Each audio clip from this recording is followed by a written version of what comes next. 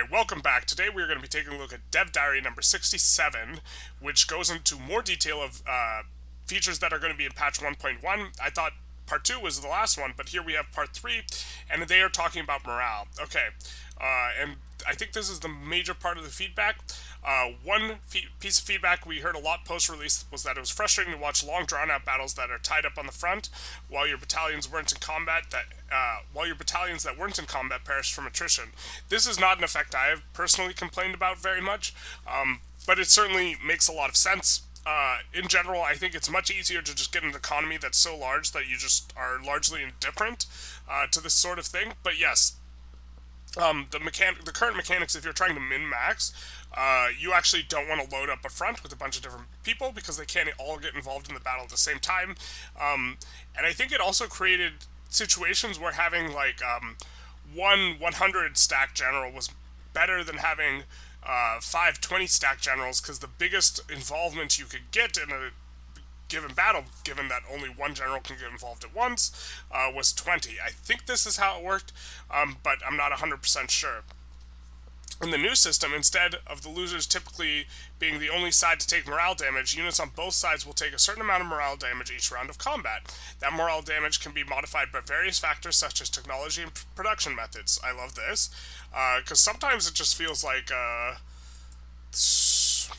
I don't know how to put it, when you're ahead in a PM and, like, it's otherwise equal, it feels like you should roll them pretty fast, and perhaps faster than you do.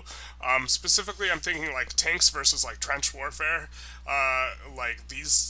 Much later PMs, it seems like being ahead is much less valuable than, when the British fight the Qing at, like, the start, and they have 130 battalions and they take on 1K battalions, you know, the difference is much more pronounced at the lower levels than it is at the higher levels.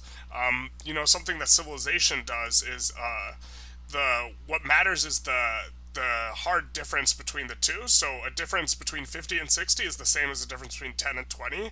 I don't think it's the same in Victoria. I think that the difference between, like, irregular and skirmish infantry is just absolutely enormous in terms of how damage is calculated. Anyways, the basis for how much morale units lose each day is determined by organization or ship class production method, group and barracks, and conscription centers and naval bases, respectively. Okay, so this is for the new thing. The more modern the method of warfare, the lower the loss of morale. Perfect. Also, I mean, like, I'm not just thinking of balance, but, like, just thinking in terms of, like, realism. Like, if I would be terrified of a tank. I would just, like, cave in front of a tank if I, like, was line infantry, just, like, standing in a line, and I see this giant metal thing just, like, lugging towards me. Yeah.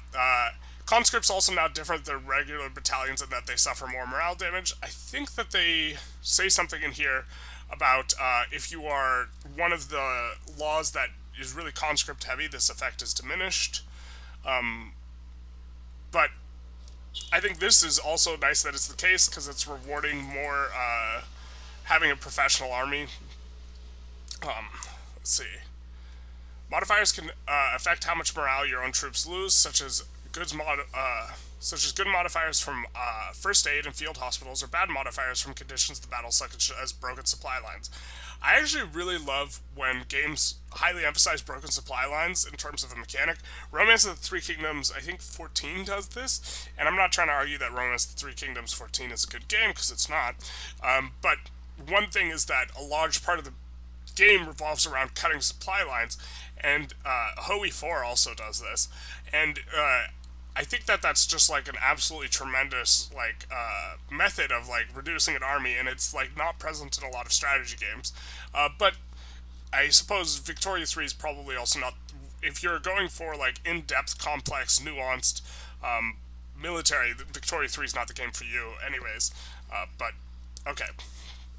But the more morale damage you can take can also be modified by the enemy's forces, for example, via production methods like siege artillery or chemical weapon specialists. Yeah, this also makes sense. This is like what I was saying with being terrified of the tanks, also like just shell shock type stuff. When battles start, units are now deprioritized to enter combat if they're injured or demoralized. Perfect, so the more morale, like, storage ones will go first, and this also gives you some incentive to stack multiple units on the front, because when they uh, when they lose morale, they go to down in the bottom of priority, and then the higher morale ones will be at the top, and so it gives you some sort of benefit for stacking a whole bunch on the front. What this means is you'll end up with fewer than your full complement of battalions in a particular fight. The rest of them will make use of the short respite to recover for the next one. Great. Speaking of recovery, we've also made a few changes to the way wage levels work. This is amazing. Currently, it seems like what I've been doing in a lot of my runs is I've just been deleting a ton of my military, paying the military extra in order to get a much higher approval rating. This seems like kind of, because it's just such a small portion of my overall economy, I think it should scale with the benefit of higher wages should scale proportionally to your overall revenue or your overall expenses or your overall GDP, something like this. Okay. Higher military wages than usual now affect how quickly your units recover morale. Okay, that's interesting. While not in combat, letting flesh governments push front lines by gradually overcoming the enemy's fighting spirits. This seems fine. Let's see. Ooh, also, less armed forces approval in here, which is, I felt that this was kind of an easy way to just get armed forces approval, was to just pay them extra. It's harder with the government wages, but to me that just seemed like a bit of a gimmick.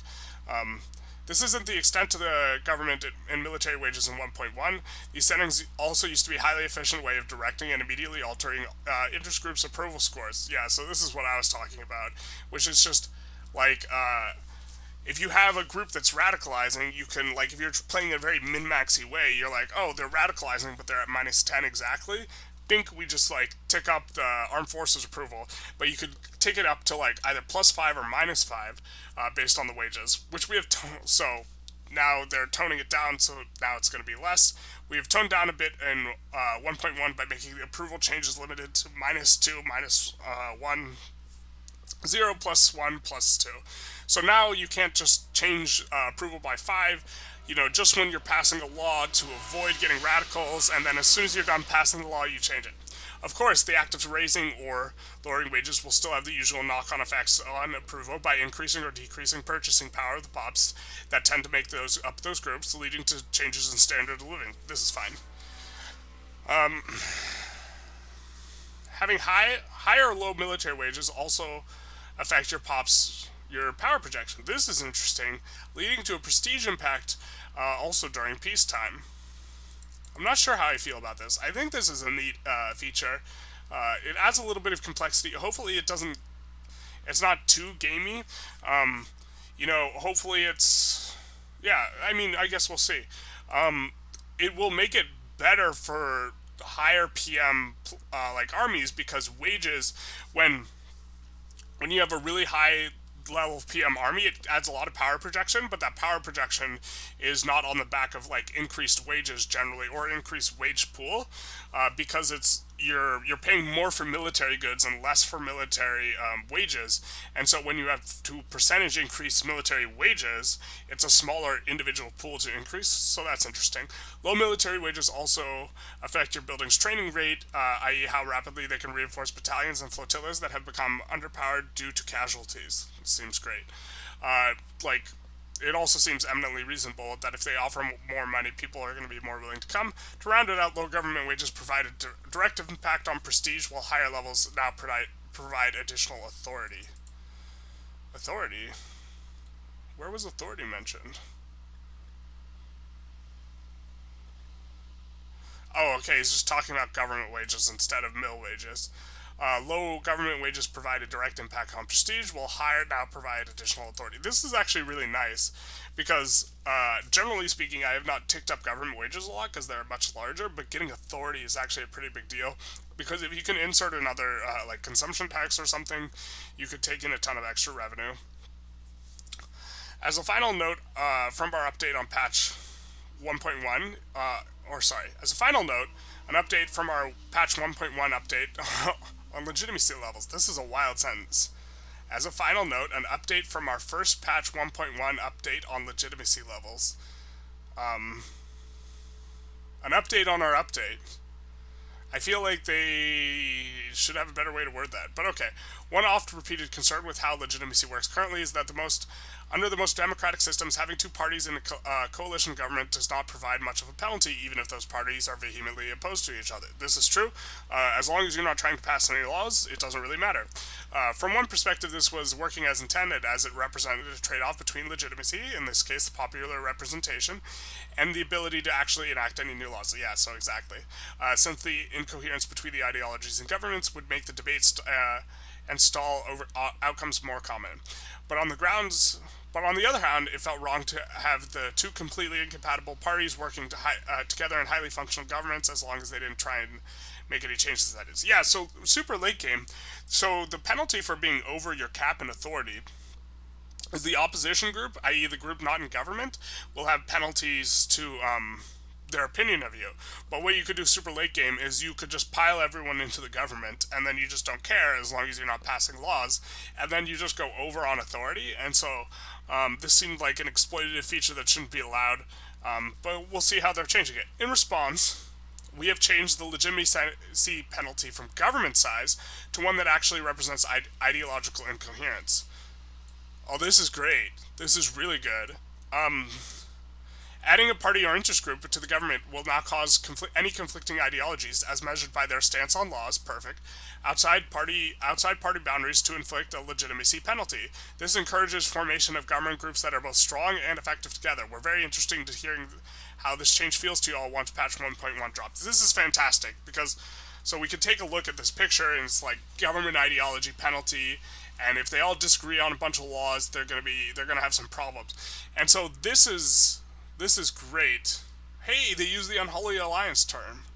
Okay, despite representing the majority of clout and votes in Great Britain, the unholy alliance between Tories and Whigs is just too incoherent for the government to be together. You could still confirm such a government, but the penalties for doing so would be enormous, and no legislation could be passed while that legitimacy is that poor. This is great because with the new changes they're making to legitimacy actually mattering too, now you are going to care a lot more about making sure that the people you care about have a lot of clout. As it stands currently, once you pass all your laws, you just like don't really care about clout anymore unless you are getting political movements. To the extent you have political movements, you care, but it's irrelevant. But now, you can't just pile everyone in the government, and if the people who you want to be in the party, I mean, I guess you just make it as legitimate as you possibly can every election or cycle or whatever, but this is going to be it, and then you can't just pile people in to increase legitimacy, or like you have to care about this coherence. So this is great. I still think there's the system needs to improve its dynamism a bit, and that you still have a problem of like the first 40 years trying to pass laws is really interesting, and then after that it just feels like super whatever, and I think they could change that up. But I think this is a good start. We'll see. This is also like a free patch that's dropping. We'll see how stuff develops in the future. Anyways, feel free to comment on what you think about these changes, and if you like the video, like or subscribe. In any case, have a good one.